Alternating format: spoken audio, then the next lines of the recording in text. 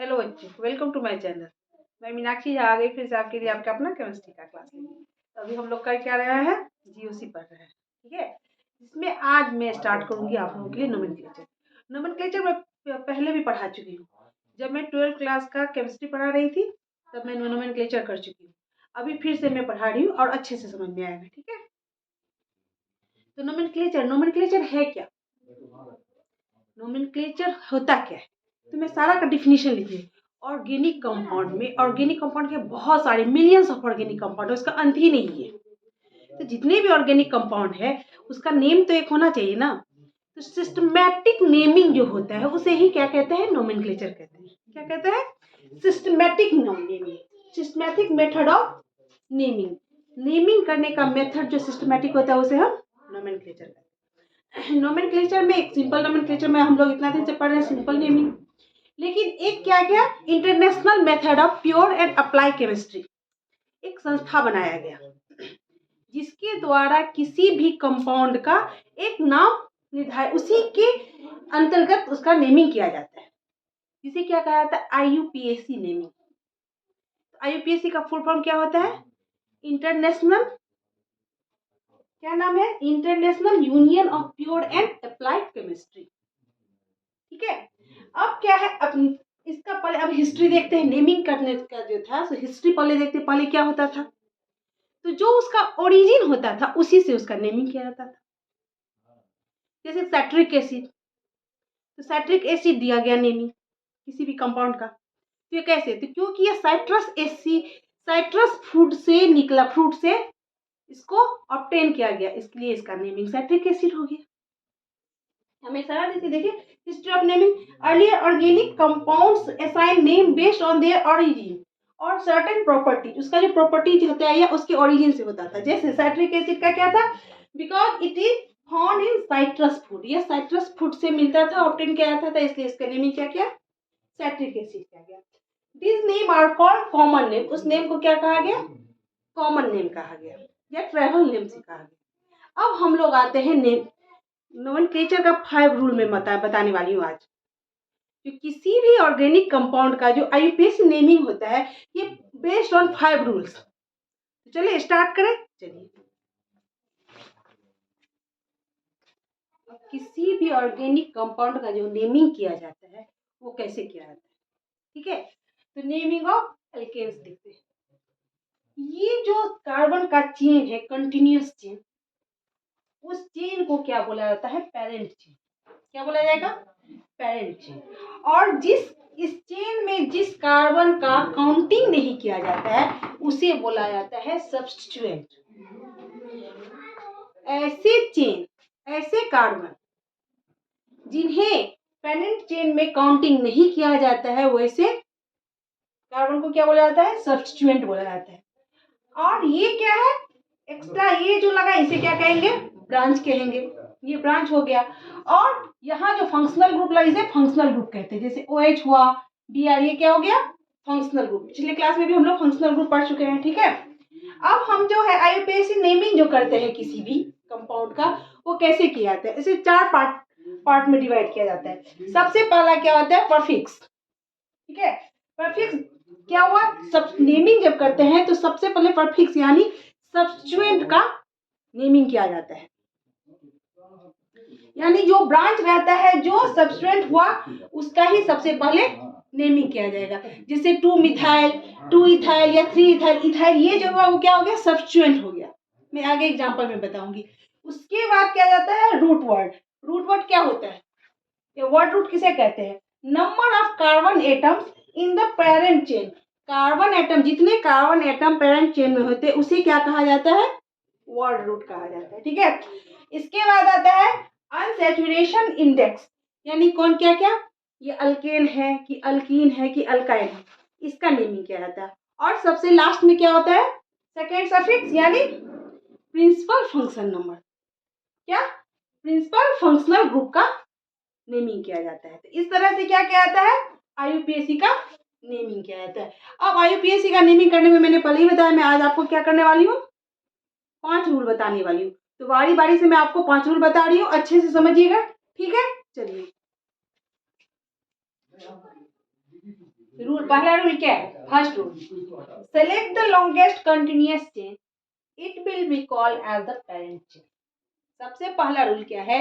जो कोई भी कंपाउंड देखते हैं अगर, ठीक है, तो उसमें जो सबसे लंबा चेन है सबसे पहले उसको सिलेक्ट करते हैं, क्या क्या, एज अ पेरेंट चेन या रूट, वर्ड रूट के रूप में। अब इसमें देख लीजिए, मान लीजिए यहाँ कार्बन की संख्या, ये इसका ब्रांच हो गया, ये ब्रांच। आप सेलेक्ट अगर इसका नेमिंग करेंगे, ठीक है, तो नेमिंग जब करेंगे तो पहले सबसे पहले क्या चेन सेलेक्ट करेंगे? सबसे लॉन्गेस्ट चेन। अब मान लो यहाँ से लॉन्गेस्ट चेन करके हम देख लेते हैं 1 2 3 4 5 6 7 8। अगर मैंने यहाँ से इसका नेमिंग कर दिया, ठीक, तो क्या है ये, कितना नंबर का है? 1 2 3 4 5 6 7 8, ठीक।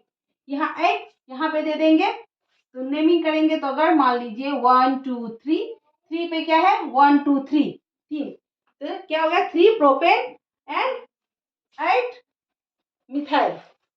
लेकिन मैंने क्या बताया आप लोगों को, तो क्या होगा अगर नेमिंग करना है तो सबसे लंबा चेन, तो ये क्या ये सही है? इसका नहीं, क्यों? अगर इधर से काउंट कर रहे हैं तो 1 2 3 4 5 6 7 8 आता है। अगर मैं सीधा काउंट कर रही हूँ 1 2 3 4 5 6 7 8 9, तो लॉन्गेस्ट चेन कौन सा हुआ? ये चेन लॉन्गेस्ट हुआ कि ये सीधा वाला? तो सीधा वाला चेन क्या हो जाएगा? ये लॉन्गेस्ट चेन होगा। इसका काउंटिंग ऐसे किया जाता है, ऐसे किया जाएगा 1 2 3 4 5 6 7 8 9, ये इसका सही काउंटिंग होगा। आगे बात समझ में? और ये दोनों क्या हो जाएंगे? इसके ब्रांच हो जाएंगे। आगे बात समझ में? इसमें एक नोट है, क्या? If there is a functional group, अगर इसमें अटैच रहेगा फंक्शनल ग्रुप, मैंने पहले भी बताया था फंक्शनल ग्रुप क्या है, सिर्फ सिंगल ये बॉन्ड जो होता है उसको छोड़ के जितने होते हैं, अल्केन को छोड़ के अल्कीन अल्काइन सभी क्या है? As a functional group count किया जाता है, ठीक है। तो इसमें क्या बताया जा रहा है? If there is a functional group it must be part of the parent chain. अगर इसमें फंक्शनल ग्रुप कोई जुड़ा है तो उसे पेरेंट चेन का पार्ट माना जाएगा। एग्जाम्पल के लिए मैं अभी बता रही हूँ, देखिए यहाँ, जैसे ये देखिए यहाँ पे 1 2 3 4 5 6, ठीक, 1 2 3 4 5 6 7, तो ऐसे करके काउंट किया जाएगा, तो ये ब्रांच हम ले सकते हैं। लेकिन इसमें क्या बताया जाएगा? बताया गया है, पहले मैं बता दी हूँ नोट में, क्या? अगर कोई फंक्शनल ग्रुप जुड़ा हुआ है तो उसे as a parent chain count किया जाएगा। क्या किया जाएगा? As a parent chain count किया जाएगा। तो यहाँ पे ये फंक्शनल ग्रुप जुड़ा हुआ है डबल बॉन्ड, इसे क्या पेरेंट चेन में काउंट किया जाएगा। तो अब इसको लेके काउंट करेंगे हम 1 2 3 4 5। अगर ऐसे मैं काउंट करती हूँ तो 5 तक आता है। अगर इधर करूंगी तो 1 2 3 4 तक ही आएगा। अगर अगर ऐसे मैं करूंगी 1 2 3 4 5, फिर 5 ही आता है। लेकिन अगर ऐसे करती हूँ 1 2 3 4 5 6, तो ये 6 तक आ गया। तो सिलेक्ट कहाँ से किया जाएगा? ये as a word, root word क्या हो जाएगा? ऐसे होगा। आगे बात समझ में बच्चों? इतना तक समझिए। अब नेमिंग में जैसे जैसे आगे बढ़ूंगी उसके हिसाब से मैं बताऊंगी कि कैसे इसका नेमिंग किया जाएगा। तो पहला रूल समझ में आ गया। चलिए अब दूसरे रूल पे चलिए। अब रूल नंबर 2 पे आते हैं, ठीक है। रूल नंबर 2 में क्या बोलते हैं? इसे रूल नंबर 2 को क्या बोलते हैं? लोएस्ट लोकेंट रूल भी बोलते हैं। क्या बोलते हैं? लोएस्ट लोकेंट रूल, जो नजदीक दिखता है, ठीक है। इसमें क्या है? assign the number to the carbon atoms of the longest chain such that the substituent receive the lowest possible number respective their nature। क्या बताया? इसमें बोला गया अगर इसका हम नेमिंग कर रहे हैं, ठीक है। अब अगर हम नेमिंग करेंगे तो काउंट करेंगे, किधर से काउंट किया जाएगा? तो जहां से सब्स्टिट्यूएंट नजदीक हो, क्या हो? जहां से सब्स्टिट्यूएंट नजदीक हो वहां से काउंट किया जाएगा, इसको नंबरिंग किया जाएगा। अब मैं इसका एग्जांपल देती हूँ। अगर मैंने यहाँ से काउंट किया, मान लीजिए यहाँ से, ये 1 2 3 4 पोजीशन पे, लेफ्ट टू राइट अगर करेंगे तो 1 2 3 4 5 6 7 8, ये 8, ठीक। ये 9। ठीक, तो लेफ्ट टू राइट, लेफ्ट से अगर राइट जाएंगे तो क्या हो जाएगा, सॉरी राइट टू लेफ्ट अगर जाएंगे, राइट से अगर जाएंगे तो क्या हो जाएगा सब्स्टिट्यूएंट, इसमें क्या लिखाएगा 1 2 3 4, 4 एंड 8, 4 एंड 8 है।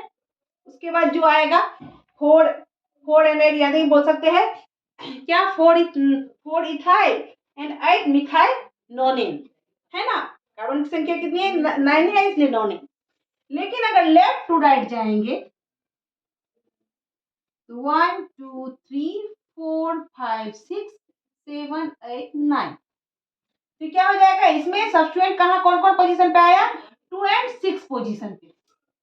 तो नेमिंग कैसे, कहां से नंबरिंग करना होगा, जहां से सब्स्टिट्यूएंट नजदीक होगा। किधर से नजदीक है, लेफ्ट टू राइट या right to left, left to right. इसलिए नेमिंग कहां से किया जाएगा, जहां से सब्स्टिट्यूएंट नजदीक दिखेगा, नजदीक होगा काउंट करने पे। इसीलिए इसे लोएस्ट लोकेंट रूल भी बोला जाता है। आगे बात समझिए बच्चों अच्छे से। चलिए अब रूल नंबर 3 देखते हैं। After selecting the longest chain and numbering the carbon atom, while writing the name of compound, the substituent which is alphabetically first should be written first, respective of its locant. पहला rule क्या था, जो longest chain जो होता है उसे पहले chain करेंगे। तो सबसे पहले जो सबसे लंबा चेन होगा उसको सिलेक्ट करेंगे नेमिंग करने के लिए। दूसरा में क्या था, कैसे सिलेक्ट करेंगे, ऐसे सेलेक्ट करेंगे, लॉन्गेस्ट चेन होना ही चाहिए, साथ में जहां से सब्स्टिट्यूएंट नजदीक हो वहां से सिलेक्ट करेंगे। पता ना, जहां से सब्स्टिट्यूएंट क्या हो नजदीक हो वहां से सिलेक्ट करेंगे। तीसरा रूल क्या है, लोकेंट सब्स्टिट्यूएंट नजदीक हो जो हो उससे फर्क नहीं पड़ता है, बट सब्स्टिट्यूएंट जो अल्फाबेटिकली फर्स्ट आता है नेमिंग वहां से करें। जैसे एग्जांपल के लिए देखिए यहाँ पे क्या है, नंबरिंग अगर हम करेंगे तो नंबरिंग यहाँ से हम कर सकते हैं 1 2 3 4, तो यहाँ सब्स्टिट्यूएंट नजदीक है तो नंबरिंग यहाँ से करेंगे 1 2 3 4 5 6 7 8 एंड 9। ठीक, अगर लिखेंगे तो जो रूल है उस हिसाब से अगर वैसे लिख ले तो नजदीक में सब्स्टिट्यूएंट कौन है, एक कार्बन है यानी ये क्या है मिथाइल है, 2 कार्बन है 1 2 तो इथाइल ग्रुप होगा। ठीक है ऑफ कोर्स। तो अगर जो है यहाँ पे मान लीजिए, तो अगर हम ये लिखेंगे क्या 1 2 2 मिथाइल एंड 6 इथाइल नोनेन, तो ये क्या होगा, सही होगा नहीं, ये गलत है। क्यों गलत है, रूल नंबर 3 के हिसाब से। क्या रूल नंबर 3 बता रहा है, सब्स्टिट्यूएंट कोई भी लोकेंट नजदीक हो, नजदीक रहे उससे नहीं फर्क पड़ता जब, लेकिन नेमिंग जब भी करेंगे तो अल्फाबेटिकली ऑर्डर से करेंगे। यानी क्या, यहाँ पे क्या लिखाएगा, यहाँ होना चाहिए 6 इथाइल, क्योंकि ई जो है तो एम से पहले आता है ना, तो क्या हो जाएगा 6 इथाइल एंड 2 मिथाइल नोनेन। आगे बात समझ में बच्चों। अब नोट 3 नोट में बता रही हूँ, पहले समझ लीजिए, मैं लिख के बता दूंगी। सबसे पहले तो क्या है, जब 2 नंबर होगा यानी मान लीजिए इसी पे 2 मिथाइल ले ली तो क्या हो जाएगा 1 एंड 2 पे ही हो गया, इधर भी मिथाइल था तो क्या हो जाएगा, इसके लिए आगे रूल में बताऊंगी जिसको क्या कहते हैं, तब किसका यूज किया जाएगा, नंबरिंग का, डाई ट्राई टेट्रा का यूज किया जाएगा। तो यहाँ पे रूल नंबर नोट ये है कि जब 2 नंबर साथ में लिखे जाएंगे, यानी यहाँ 2 है, अगर 2 हो जाएगा तो 2 2 डाई मिथाइल, तो जब 2 नंबर साथ हो तो उनके बीच में क्या होता है, उन्हें कैसे सेपरेट किया जाता है, कॉमा के द्वारा। एंड जब नंबर और लेटर साथ में हो तो उसके बीच में क्या डाला जाता है, हाइफन डाला जाता है। आगे बात समझ में, तो चलिए इसे भी नोट आउट कर लीजिए। चलिए, तो मैंने जो बताया नोट करने के लिए क्या बताया था मैंने, 2 number should be separated by comma, 2 number जो होगा तो उनके बीच में क्या, उसको सेपरेट कैसे किया जाता है, कॉमा के द्वारा। And number and later should be separate by hyphen, जैसे अगर 2 मिथाइल लिखना है तो क्या लिखेंगे 2, उसके बाद हाइफन फिर मिथाइल लिखेंगे या इथाइल जो लिखेंगे, ठीक है। नंबर एंड लेटर को सेपरेट करेंगे किसके द्वारा, हाइफन के द्वारा। और फर्स्ट लेटर जो होगा वो हमेशा क्या होगा, कैपिटल होगा। क्या होगा, हमेशा कैपिटल होगा। तो ये हो गया किसका, रूल नंबर 3 का। रूल नंबर 4 आते हैं, क्या बोलता है, when a molecule contain 2 or more identical substrate use numbering di-tri tetra। अगर किसी मॉलिक्यूल पर सेम सब्सट्रेट एक ही पोजीशन पे लगा हो, क्या होगा, अगर सेम सब्सट्रेट एक पोजीशन पे लगा हो तो इसका यूज क्या किया जाएगा, डाई, 2 होगा डाई, 3 होगा ट्राई, 4 होगा टेट्रा, इसी का यूज किया जाएगा नंबरिंग का, ठीक है।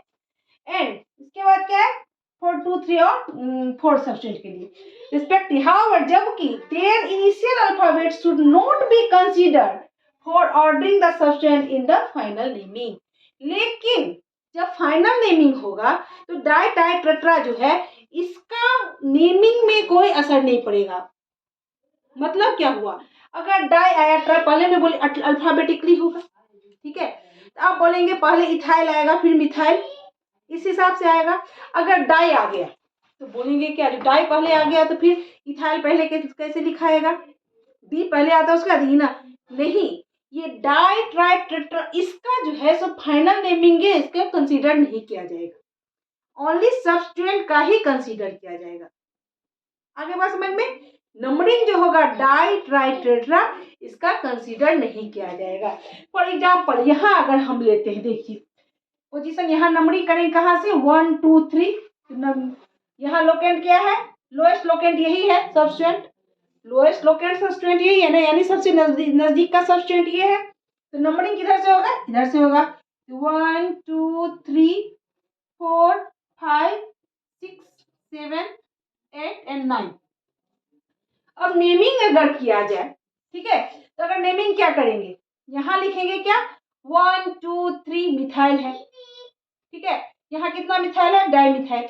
तो चूंकि मैंने बताया था थर्ड रूल में ही क्या था, जो अल्फाबेटिकली जो होगा वो पहले आएगा। तो अगर मैं यहाँ पे लिख दूं 3 di methyl, 3 di methyl 6 ethyl nonane, तो क्या ये सही होगा, नहीं, रूल नंबर 4 के हिसाब से ये गलत होगा, क्योंकि इस डाई ट्राई या टेट्रा का फाइनल नेमिंग में कंसीडर नहीं किया जाएगा, उसका कोई इसका प्रेफरेंस नहीं दिया जाएगा जो डी पहले है, नहीं, तो ओनली सब्सट्रेट का ही होगा। यहाँ पे क्या लिखाएगा, 6 इथाइल एंड उसके बाद लिखाएगा 3 di methyl nonane.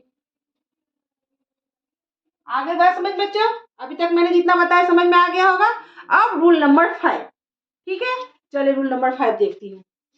Rule number 5 क्या है, if the 2 substituents are found in equivalent position, अगर 2 substituent equivalent position पे है, जैसे इधर से काउंट करें तो 1 2 3 तीसरा पोजीशन, इधर से भी काउंट करें तो 1 2 3 तीसरे पोजीशन, ठीक है। If the 2 substrates are found in equivalent position, the lower number is given to the one coming. Lower number जो होगा वन कमिंग फर्स्ट होगा, कौन, अल्फाबेटिकली लिस्टिंग जो होगा। मतलब क्या, अब यहाँ से अगर काउंट करते किसको प्रेफरेंस दिया जाएगा, दोनों तो सेम ही पोजीशन है, काउंटिंग करेंगे दोनों सेम ही पोजीशन पे आ जाएगा, तो किसको नंबरिंग दिया जाएगा, तो नंबरिंग किसको दिया जाएगा, जब सेम इक्विवेलेंट पोजीशन रहेगा। ये पॉइंट नोट आउट करने वाला है, जब इक्विवेलेंट पोजीशन रहेगा तब, नहीं तो चाहे छोटा ब्रांच रहे, चाहे छोटा इथाइल पहले आए या मिथाइल, कुछ उससे फर्क नहीं पड़ता है, जो लोएस्ट लोकेंट रहता है उसको किया जाता है, उससे नंबरिंग किया जाता है। बट अगर दोनों इक्विवेलेंट पोजीशन पे है तब अल्फाबेटिकली ऑर्डर में देखा जाता है। तब काउंटिंग कहाँ से किया जाएगा, 1 2 3 इधर से, जहां अल्फाबेटिकली ये इथाइल जो है मिथाइल से पहले आता है ना, तब नंबरिंग किया जाएगा 1 2 3 4 5 6 7 एंड 8, तब यहाँ लिखाएगा 1 2 3 3 ethyl and 6 methyl